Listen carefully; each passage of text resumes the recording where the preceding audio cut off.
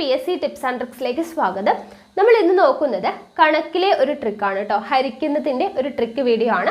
അപ്പോൾ നമ്മൾ ഗുണിക്കുന്നതിൻ്റെയും ഹരിക്കുന്നതിൻ്റെയും കൂട്ടുന്നതിൻ്റെയും കുറയ്ക്കുന്നതിൻ്റെയും എല്ലാം തന്നെ ട്രിക്സ് യൂസ് ചെയ്തിട്ടുള്ള വീഡിയോസ് ഒത്തിരി ചെയ്തിട്ടുണ്ട്.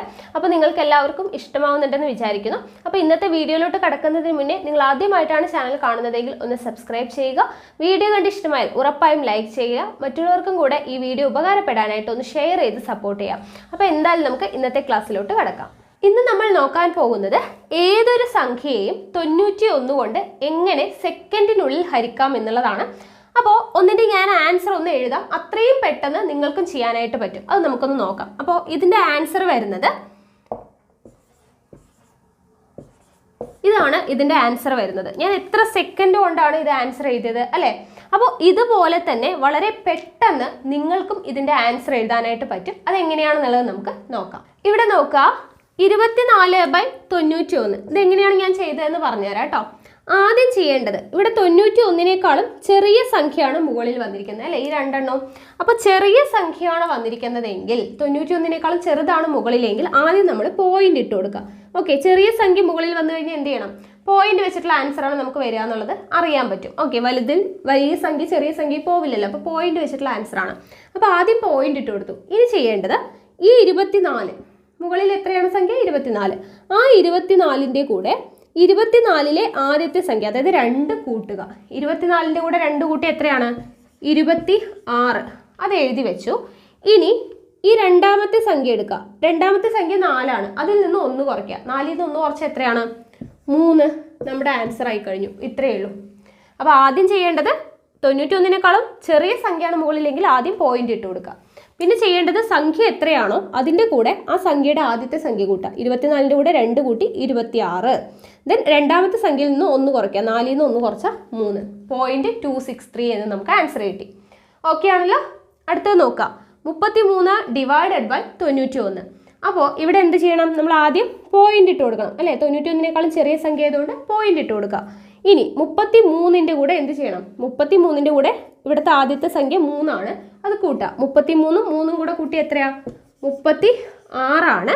ഇനി രണ്ടാമത്തെ സംഖ്യ 3. 3-ൽ നിന്ന് 1 കുറയ്ക്കുക. 3-ൽ നിന്ന് 1 കുറച്ച് എത്രയാ? 2. നമ്മുടെ ആൻസർ ആയി കഴിഞ്ഞു.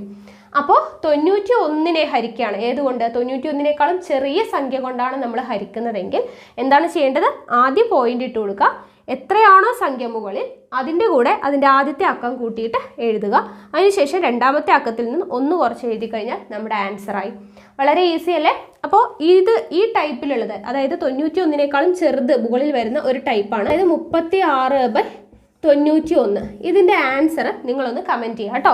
36/91-ൻ്റെ ആൻസർ നിങ്ങളൊന്ന് കമൻറ്റ് ചെയ്യുക.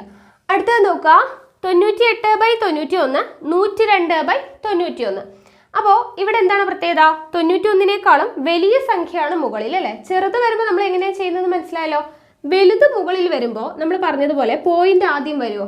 ഇല്ല. വലിയ സംഖ്യ മുകളിലാകുമ്പോൾ ഏതെങ്കിലും ഒരു സംഖ്യ കഴിഞ്ഞിട്ടാണ് പോയിന്റ് വരിക അല്ലേ? നമുക്ക് മനസ്സിലാക്കാൻ പറ്റുന്നതേ ഉള്ളൂ. അപ്പോൾ 91-നേക്കാളും വലിയ സംഖ്യയാണ് മുകളിലെങ്കിൽ നമ്മൾ നേരത്തെ ചെയ്തതുപോലെ പോയിന്റ് ഇടണ്ട, ബാക്കി കാര്യങ്ങളൊക്കെ ആദ്യം ചെയ്യുക. എന്താണ്? 98-നെ ആദ്യത്തെ നമ്പറായിട്ടുള്ള 9 കൊണ്ട് കൂട്ടുക. 98 9 എത്രയാണ്? 107 അല്ലേ? 98 9 107. ഇനി എന്ത് ചെയ്യുക? 8-ൽ നിന്ന് 1 കുറയ്ക്കുക. 8-ൽ നിന്ന് 1 കുറച്ച് എത്രയാ? 7. അതും നമ്മൾ എഴുതി വെച്ചു. ഇനി പോയിന്റ് എവിടെയാണ് ഇടേണ്ടതെന്ന് അറിയോ? ഇവിടുത്തെ ഒരു സംഖ്യ കഴിഞ്ഞ് പോയിന്റ് ഇടുക. അതായത് 1 കഴിഞ്ഞിട്ട് പോയിന്റ് ഇട്ട് കൊടുക്കുക. 1.077 എന്നുള്ളതായിരിക്കും ആൻസർ ആയിട്ട് വരിക. ഓക്കെ ആണല്ലോ? അപ്പോൾ ആദ്യം തന്നെ പോയിന്റ് ഇടരുത്. നമ്മൾ ഫസ്റ്റ് നേരത്തെ ചെയ്തതുപോലെ തന്നെ 98 + 9 ചെയ്തു. 107 എന്ന് എഴുതി. 8-ൽ നിന്ന് 1 കുറച്ച് 7 എന്ന് എഴുതി. ഒരു സംഖ്യ കഴിഞ്ഞിട്ട് പോയിന്റ് ഇട്ട് കൊടുക്കുക. കഴിഞ്ഞു. വളരെ ഈസി അല്ലേ? നമ്മൾ സാധാരണ രീതിയിൽ ഹരിക്കുകയാണെങ്കിൽ എത്ര ടൈം എടുത്ത് ഹരിക്കേണ്ടതാണല്ലേ? അപ്പോൾ ഇവിടെ നോക്കുക, അടുത്തത് 102 / 91 അല്ലേ? അപ്പോൾ ഇവിടെ 102 എന്ന് പറയുമ്പോൾ 3 അക്കം ഉണ്ട് അല്ലേ? അപ്പോൾ നമ്മൾ എന്ത് ചെയ്യണം? ആദ്യത്തെ അക്കമായിട്ട് 10, 2 അക്ക സംഖ്യയാണ് എടുക്കേണ്ടത് കേട്ടോ. അപ്പോൾ 102-നെ എത്ര കൊണ്ട് കൂട്ടണം? 10 കൊണ്ട് കൂട്ടണം കേട്ടോ. 2 അക്കം ആകുമ്പോൾ 98-നെ 9 കൊണ്ട് കൂട്ടി. 3 അക്കം ഉണ്ടാകുമ്പോൾ 102-നെ 10 കൊണ്ട് കൂട്ടുക. 102 + 10 എത്രയാണ്?